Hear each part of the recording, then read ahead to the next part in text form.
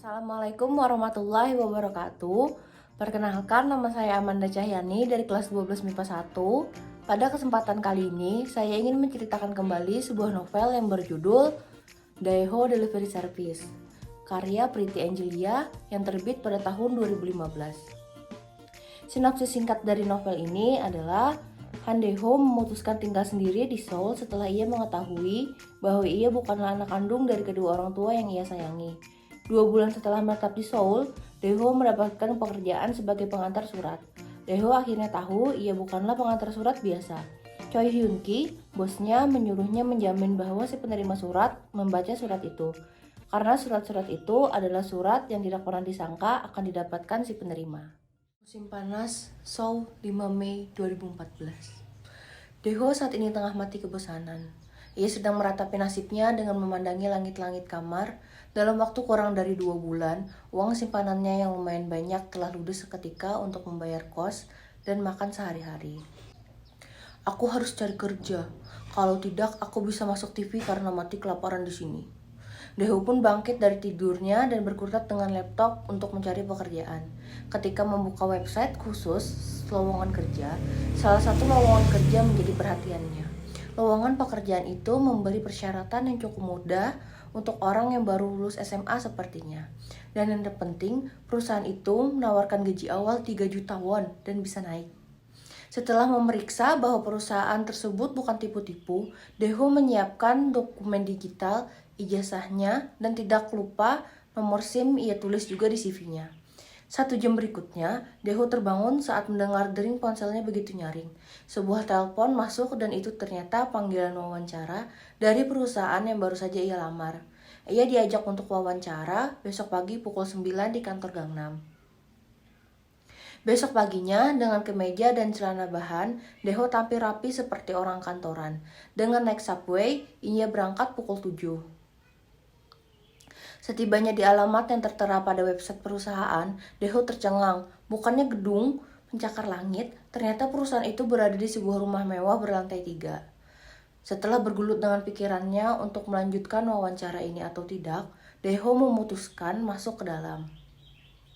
Di dalam, ia disambut oleh seorang pria berambut putih, satu kelopak matanya tertutup serta terdapat bekas luka di atasnya yang membentuk huruf X. Daeho berjalan masuk ke sebuah ruangan dan memulai wawancara. Di sana ia ditanyai tentang dirinya. Kakek itu terkesan dengan kepribadian Daeho yang pemberani. Tanpa pikir panjang, ia memberikan uang sebagai DP gaji. Ada beberapa hal yang masih membuat saya bingung. Perusahaan Anda ini apakah semacam PIDEX? Tanya Daeho. Serupa, tapi tak sama. Kau harus mengantar pesan berupa surat langsung ke penerimanya dan memastikan si penerima membawa pesan yang kau baca. Kalau bisa, kau saja membacakan pesan itu ke penerima. Karena dengan pesan yang dibacanya, masalah si penerima akan terpecahkan, saya jamin itu. Tapi satu pesan saya, kau harus bisa dipercaya dan tahan banting. Siap, laksanakan. Oh ya, kira-kira apa nama proyek ini, kek? Tanya Daeho. Daeho Delivery Service. Di hari pertama bekerja, Daeho mendapatkan tugas untuk mengirimkan 3 surat sekaligus. Sebelum berangkat, Hyun Ki, bosnya, memberitahu bahwa ia lebih baik membawa baju ganti, dan ia pun menurutinya.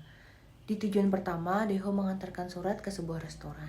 Penerima surat itu adalah pelayan dari restoran bernama Chung E.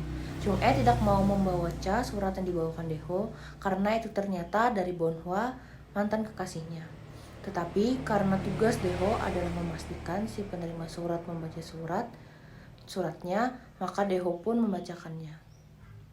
Der Chung E, si perempuan matre, kembalikan kartu ATM-ku.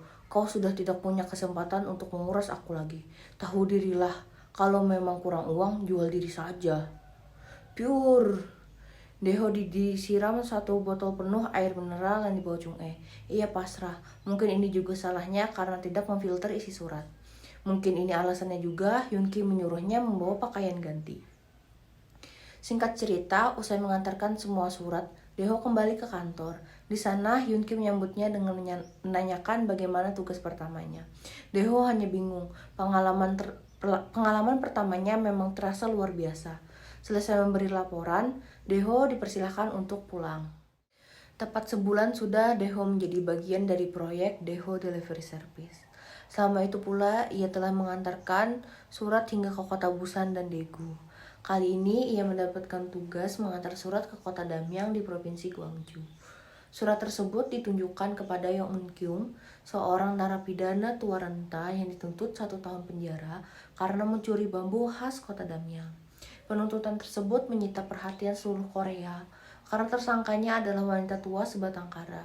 Ia terpaksa mencuri bambu untuk bertahan hidup. Daeho membacakan surat yang ia bawa dari Seoul untuk Eun-kyung. Surat itu ditulis oleh Choi Dahi, seorang pengusaha tekstil terkenal di Korea Selatan. Ketika membacakan surat itu, alangkahnya terkejutnya Daeho saat tahu bahwa Dahi ternyata adalah anak kandung Eun-kyung yang telah diadopsi berdekade lamanya. Dalam surat itu, Dahi menceritakan kondisinya yang mengidap kanker stadium akhir, serta ungkapan betapa rindunya ia dengan sang ibu kandung. Di akhir surat, Dahi menyatakan ia akan membayar denda sebesar 100 juta won yang dituntut kepada Eun-kyung agar sang ibu dapat bebas dari rumah pesakitan itu. 2 hari setelahnya, sidang putusan Yong Eun-kyung digelar. Dengan ini, saya memutuskan Yong Eun-kyung dibebaskan dari segala tuntutan yang didakwakan kepadanya.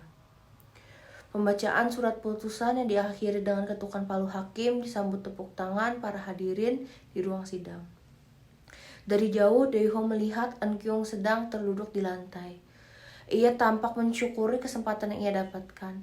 Tidak jauh dari sana ada sosok Choi Dahi yang duduk di atas kursi roda. Eun-kyung tergopoh-gopoh berjalan ke arah sosok itu. Tak lama tangisan mereka meledak. Melihat kejadian mengharu biru itu, Daeho tertegun dan menyadari bahwa tidak akan ada anak yang melupakan ibu yang melahirkannya. Waktu tidak terasa berjalan begitu cepat. Dalam 3 bulan terakhir, Daeho telah melalang buana ke berbagai kota di Korea. Hari ini, Hyun-ki memberinya tugas untuk mengantarkan surat ke Incheon. Penerima surat itu adalah Choi Myon dan penulisnya adalah Hyun-ki sendiri. Myon ternyata adalah putri sematawayang Hyun-ki dan Daeho baru tahu hari ini. Dari cerita singkat yang ia dengar, ternyata hubungan ayah dan anak itu tidak baik sejak istri Hyun-ki meninggal dunia. Daeho berangkat dengan mengendarai mobil Hyun-ki. Perjalanan dari Seoul ke Incheon sebenarnya hanya memakan waktu paling lama 2 jam. Tapi ia terjebak macet di beberapa ruas tol dan baru tiba di tengah malam. Untungnya Hyun-ki telah memesankan hotel untuk Daeho menginap. Keesokan paginya, Daeho tiba di depan sebuah rumah minimalis namun mewah. Ia tidak kesulitan menemukan rumah itu karena berada di pusat kota. Tak lama setelah mengetuk pintu, keluarlah seorang wanita cantik berusia sekitar 40-an mengenakan setelan rapi ala kantoran. Mata Daeho membulat 3 kali lipat setelah melihat sosok wanita itu. Daeho, ujar wanita itu tidak kalah terkejutnya. Daeho memutar tubuhnya melihat alamat pada amplop surat untuk memastikan bahwa ia tidak salah rumah. Kaki Daeho tiba-tiba terasa lemah, tubuhnya pun jatuh ke lantai. Kepalanya terasa pusing luar biasa ibarat dihantam palu berkali-kali. Wanita di hadapannya ini adalah Mimi, orang yang datang di hari pemakaman ibunya dan mengaku sebagai ibu kandung yang melahirkannya. Anda anak Cho Hyun-ki? Tanya Daeho. Myon hanya mengangguk. Surat dari Cho Hyun-ki, ujarnya cepat, seraya menyerahkan surat itu dan berbalik. Ia tidak ingin lama-lama berada di sini. Tunggu Daeho, setidaknya aku baca surat ini, ujar Myon menahan. Surat ini ditunjukkan padamu, jadi aku tidak berhak membacanya, balas Daeho. Kau berhak Daeho, firasat saya mengatakan surat ini ada tentang dirimu. Meski ia ingin menampik kenyataan yang ada di depannya, ragu-ragu Daeho melangkahkan kaki mendekati pintu. Di dalam Daeho membaca surat itu. Surat yang ditulis rapi oleh Hyun-ki sendiri. Di dalamnya menceritakan segalanya, termasuk rahasia kelahiran dan mengapa dirinya diadopsi. Hyun-ki meminta maaf karena tidak menerima kelahiran Daeho di dunia ini. Ia menyesal tidak menerima cucu laki-laki sematawayangnya itu.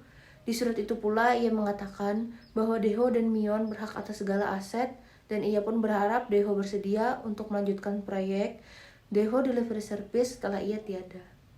Di akhir surat, Hyun-ki berpesan, jaga ibumu baik-baik ya, Meski kau sulit menerimanya sebagai ibumu, namun rasa sayangnya padamu lebih besar daripada rasa sayangku padamu. Mata Mion membesar melihat bagian akhir surat itu. Ia mengerti mengapa sekarang ayahnya berani membeberkan semuanya. Deho, kita pergi ke Seoul sekarang, ujar Mion. Setibanya di depan rumah Yunki, Mion berlari ke dalam. Ayah, pekik Mion. Namun tidak ada jawaban. Wanita itu menunduk seraya memanggil ayahnya. Tetap tidak ada jawaban. Dilihatnya, Yunki yang kepalanya bersandar pada meja kerja tak bergerak lagi.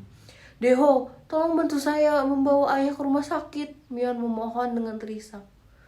Deho tiba-tiba jadi tuli. Ia akhirnya mengerti mengapa Yunki memintanya mengirim surat. Surat itu adalah tanda perpisahan. Begitulah cerita singkat dari novel yang berjudul Deho Delivery Service. Mohon maaf apabila terdapat kekurangan dan kesalahan. Wassalamualaikum warahmatullahi wabarakatuh.